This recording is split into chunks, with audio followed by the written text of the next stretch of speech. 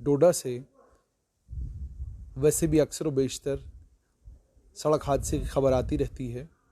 आज भी एक सड़क हादसे की खबर आप तक पहुंच गई होगी। कुछ तफसीलात हमारे पास हैं, वो पहले आपके साथ शेयर करेंगे। ये गवर्नमेंट मेडिकल कॉलेज डोडा में एक पैरामेडिक हैं, Ajit Singh, government medical college Doda के मुलाजिम हैं। उनका परिवार है जिस परिवार के साथ ये भयानक हादसा आज हुआ है। इस हादसे में मारुति इको इन्वॉल्व थी और अगर प्रशासन के लोगों की और पुलिस के लोगों की माने, ये 7वां 8वां एक्सीडेंट है मारुति इको का डोडा की इन सड़कों पर। क्या वजूहात हैं, क्यों मारुति इको के एक्सीडेंट हो रहे हैं?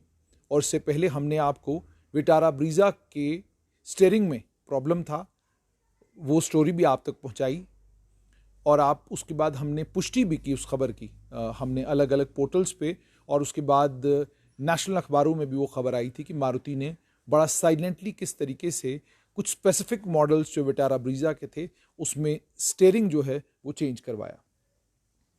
अब आपके साथ आज जो मैं ये बुरी खबर शेयर कर रहा हूँ, Ajit Singh government medical college Doda में पैरामेडिक हैं, उनके परिवार के लोग हैं।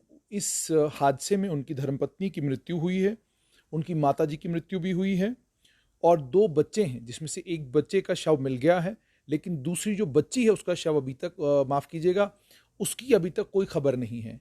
तो इसलिए अभी तक 5 लोगों को मृतक जो है वो पुलिस ने करार दे दिया है। छठा जो बच्चा है चूंकि वो अभी तक मिला नहीं है और एक्सीडेंट रगीनाला में जिस जगह पे हुआ है, जितनी नीचे मारुति को गाड़ी गिरी है, उस बुनियाद पर क्योंकि 5 लोगों की डेड बॉडी मिल चुकी है, छठी डेड बॉडी की तलाश अभी तक जारी है। लेकिन जब मैंने पुलिस से पूछा क्या आप उसको डेड डिक्लेयर करते हैं, तो उन्होंने कहा कि अभी तक हम पुष्टि नहीं कर सकते कि उस बच्चे की भी मौत हो गई है, लेकिन जितनी ऊंचाई से गाड़ी गिरी है और जितना खतरनाक हादसा हुआ है, उस हादसे में बच्ची का बचना मुश्किल है। लेकिन अगर कोई कुदरत का करिश्मा हुआ और बच्ची हमें जिंदा मिली तो हमें बहुत खुशी होगी इस बात की कि इस भयानक हादसे में जहां अजीत सिंह का पूरे परिवार में उनकी धर्मपत्नी, उनकी माताजी और उनके एक बच्चे की अभी तक मौत हो चुकी है, वहीं पर कम से कम उनकी एक बच्ची बच गई। लेकिन जहां पर प्रशासन उम्मीद कर रहा है, वहीं पर प्रशासन ये भी कह रहा है कि बहुत मुश्किल है, नामुमकिन है कि हमें कोई अच्छी खबर इस हादसे से मिले।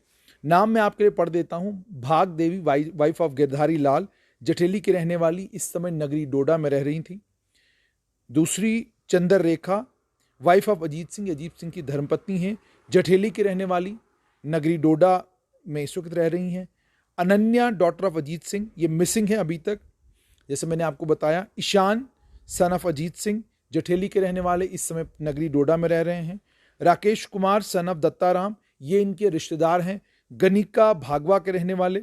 और ड्राइवर इसमें अजीत सिंह से सन ऑफ ध्यान सिंह, बिजारनी डोडा के रहने वाले। इसमें से सिर्फ अब अनन्या है जो अभी तक मिसिंग है, बाकी 5 लोगों के शव मिले हैं और इन 5 लोगों में से भाग देवी माताजी हैं अजीत सिंह की, चंद्र रेखा उनकी धर्मपत्नी हैं, ईशान उनके बेटे हैं और राकेश कुमार उनके परिवार के करीबी हैं। और जो जानकारी हमें मिली है उस जानकारी के मुताबिक एक्सीडेंट मारुति इको का है और ये लगभग 8वां 9वां एक्सीडेंट जो है हुआ है। रगीनाले में जिस जगह ये एक्सीडेंट हुआ है वहां पर प्रशासन के लोगों का कहना है कि वहां पर एक्सीडेंट होने की संभावना बहुत कम है। या तो ड्राइवर अनट्रेन्ड था या गाड़ी में किसी किस्म की कोई दिक्कत थी जिसकी वजह से ये एक्सीडेंट हुआ है। सवाल यहां पर पहला ये खड़ा होता है कि अगर अजीत सिंह ने अपने परिवार के लोगों को किसी ड्राइवर के साथ भेजा तो इसका मतलब वो ड्राइवर होगा, ट्रेन्ड होगा, तभी जाकर उसके हाथ में उसने गाड़ी थमाई है। ये परिवार डोडा से जम्मू जा रहा था, इस बात की पुष्टि भी प्रशासन ने की है। अब प्रशासन जिस चीज पर इसके बाद जो है कार्रवाई करेगा, वो पहली बात तो ये कि एक्सीडेंट जिस जगह पर हुआ है क्या कारण है, क्या ड्राइवर की गलती थी, क्या गाड़ी में कोई प्रॉब्लम थी। और जहां पर एक्सीडेंट हुआ है हमने प्रशासन से यह भी पूछा कि कोई गाड़ियों की टक्कर तो नहीं हुई है, कहीं ऐसा तो नहीं कोई दूसरी कोई गाड़ी आ रही थी तो मोड़ काटते वक्त इस तरह का हादसा हुआ है। तो उन्होंने कहा वो जगह सड़क इतनी खुली है कि वहां पर इस तरह की संभावनाएं बहुत कम रहती हैं। सवाल ये है कि क्या वाकई इन गाड़ियों में कोई दिक्कत है? अगर है तो उसका भी पता चलना चाहिए। अगर गाड़ी में कोई दिक्कत नहीं है, ड्राइवर ने कोई गलती की है या ड्राइवर ओवर स्पीड कर रहा था, ड्राइवर तेजी के साथ गाड़ी चला रहा था, तो यह भी गंभीर और चिंताजनक है। वैसे भी आरटीओ डिपार्टमेंट की अगर माने तो आरटीओ डिपार्टमेंट के पास जो ड्राइविंग लाइसेंस का डाटा है, उस डाटा को जब आप टोटल नंबर ऑफ जो गाड़ियां रजिस्टर्ड हैं जम्मू कश्मीर में उसके साथ मैच करते हैं, जमीन और आसमान का फर्क है। कौन लोग हैं ये जिनके पास ड्राइविंग लाइसेंस तो नहीं है लेकिन वो गाड़ियां चला रहे हैं? और क्या ये मुमकिन है कि एक घर में जिसमें 5 ही ड्राइविंग लाइसेंस इशू हुए हों, वहां पर 6 गाड़ियां हैं, 6ठी गाड़ी कौन चला रहा है? और इसी तरीके से कितना नंबर है उन ड्राइवर्स का जिनकी उम्र 18 साल से कम है और वो भी ड्राइविंग कर रहे हैं, सड़क के ऊपर वो भी गाड़ी चला रहे हैं। उसके बाद गाड़ी चलाते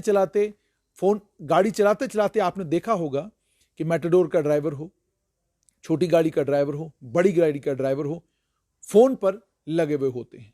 आप दाएं गाड़ी मोड़ रहे हैं, फोन आपके हाथ में है, आप बाएं गाड़ी मोड़ रहे हैं, फोन आपके हाथ में है। तो गाड़ी चलाते समय, खासकर नेशनल हाईवे के ऊपर, फोन चलाने को ऑफेंस माना गया है। लेकिन कितने चालान होते हैं इस ऑफेंस को लेकर, कितने लोगों के खिलाफ कार्रवाई होती है इस ऑफेंस को लेकर, वो भी एक जरूरी सवाल है जिस पर सोच विचार करने की जरूरत है। आज के इस हादसे में अजीत सिंह का परिवार खत्म हो गया। आज के इस हादसे में अजीत सिंह की जिंदगी से वो तमाम कीमती लोग चले गए जो कल तक उसके साथ थे, जो आज उस वक्त तक उसके साथ थे जब तक ये हादसा नहीं हुआ था। नेशनल हाईवे के ऊपर आप सभी लोगों से मेरी गुजारिश, एक तो आप जम्मू श्रीनगर नेशनल हाईवे, जम्मू डोडा नेशनल हाईवे, इस हाईवे के ऊपर मेहरबानी करके 5 बजे के बाद कोशिश करें कि अगर आप सफ़र मुलतवी कर सकते हैं मुलतवी करें, अगले दिन सुबह चले जाएं। रात के अंधेरों में ये जो आप गाड़ी चलाते हैं ये आपके लिए भी ख़तरनाक है, ये आपके परिवार के लिए भी ख़तरनाक है। और ये सड़कें ऐसी हैं कि इन सड़कों के ऊपर अगर कहीं गाड़ी आपकी ख़राब भी हो जाए तो दूर दूर तक आपको मैकेनिक नहीं मिलता। और उसके बाद इन सड़कों की एक और परेशानी है कि मान लीजिए आप सड़क के ऊपर फंस गए और बारिश शुरू हो गई, तो बग्गर के पास एक दृश्य मैंने खुद एक दृश्य देखा है, भयानक दृश्य देखा है।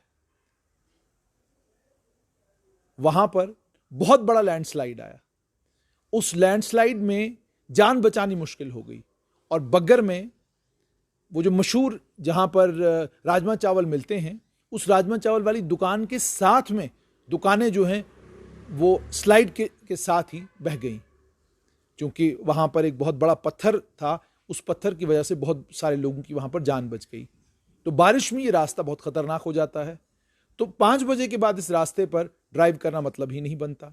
और अगर आप दिन के वक्त भी ड्राइव कर रहे हैं तो ये कोई मतलब नहीं बनता कि आप फ़ोन इस्तेमाल करें। और एक और गुजारिश, परेशानी में अगर आप हैं तो जो परेशान है उसको ड्राइव ना करने दें, क्योंकि परेशानी में जो शख्स ड्राइव करता है वो रैश ड्राइविंग करता है, वो भी हादसे की वजह बन सकता है। शराब पीकर ड्राइविंग करना भी जुर्म है, शराब पीकर भी ड्राइविंग नहीं करनी चाहिए। और ये तमाम बातें जहां पर हैं वहां पर ट्रैफिक पुलिस अपना काम कर ही रही है, लेकिन ट्रैफिक पुलिस को भी ड्राइविंग लाइसेंस नहीं है, उस ऑफेंस के अलावा ओवर स्पीड के लिए, फोन यूज करने के लिए और बाकी जो ऑफेंसेस हैं उन ऑफेंसेस के लिए भी लोगों को सिर्फ पेनलाइज ही नहीं करना चाहिए, बल्कि 3 वायलेशंस के बाद लाइसेंस भी उनका रद्द कर दिया जाना चाहिए। ये तमाम चीजें होनी चाहिए। ये अगर चीजें होंगी तो जानें बचेंगी। और अगर गाड़ी में कोई किसी किस्म की कोई टेक्निकल परेशानी है तो उस टेक्निकल परेशानी को भी एड्रेस किया जाना चाहिए।